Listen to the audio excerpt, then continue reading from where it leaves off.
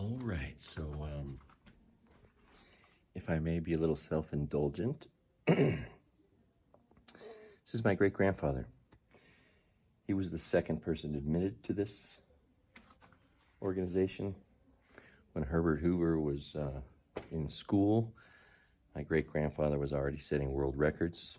They became great friends and comrades. They were both members of the Bohemian Grove. But it's safe to say that when Herbert Hoover got out of college, he looked up to my grandpa, ultimately becoming good friends with him. But I'm going to read the plaque here and show it to you. May I introduce Fredrick Worthen Bradley. Okay, so Fredrick Worthen Bradley earned his place in history as one of the finest enterprising mining engineers the industry has known. From that day in 1887, when he established a record for low-cost gold mining at the Spanish mine in Nevada County, he never looked back.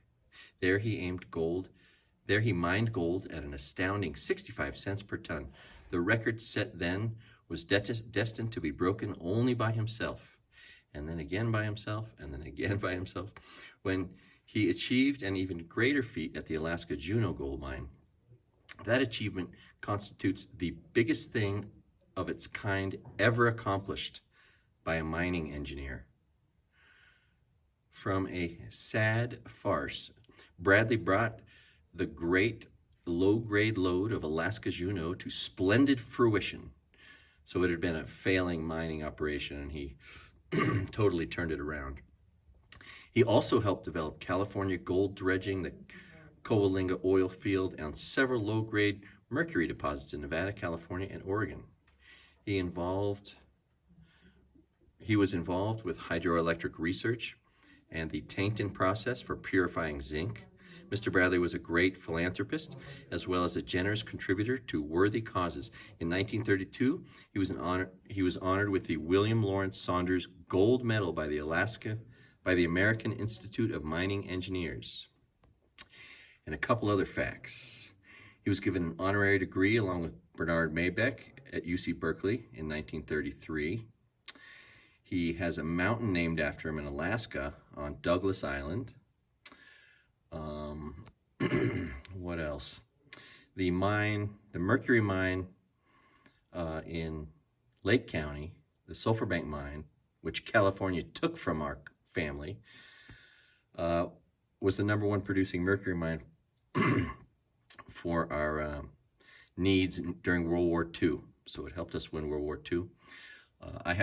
In northern Idaho, thanks to this guy, we were able to obtain what was 2/3 and 3/4 of the tungsten and antimony necessary to build the military effort that we built in World War II, which is the story of World War II. It is the story of us building a massive military virtually overnight.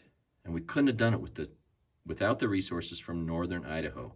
We could not have won World War II without northern Idaho. And according to an author from a book I have, we couldn't have won World War II without this guy, which was a pretty cool thing to read. I didn't write it, but someone did write that. So anyway, that's a little bit of the story of my great-grandfather. Oh, there's so much more. Harry Orchard, who ultimately killed the governor of Idaho and murdered many others, tried killing the governor of Colorado, Peabody, also tried to kill my great-grandfather several times, as he was put up to it by Big Bill Haywood and the Western Federation of Miners, as they were trying to disrupt the mining operations.